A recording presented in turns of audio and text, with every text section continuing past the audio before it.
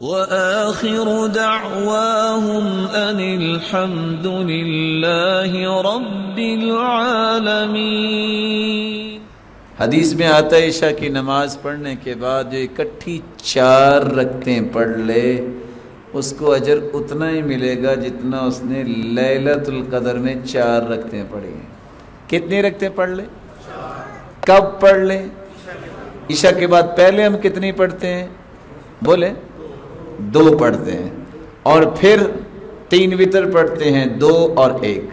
یہ 4 رکعتیں آپ نے پڑھنی ہے، لا یفصل بینہن، ان 2 کے درمیان سلام نہیں پھیرنا، اکٹھی 4 رکعتیں پڑھیں، اجر اللہ اتنا ہی دے گا جتنا آپ نے لیلۃ القدر میں 4 رکعتیں پڑھی ہیں۔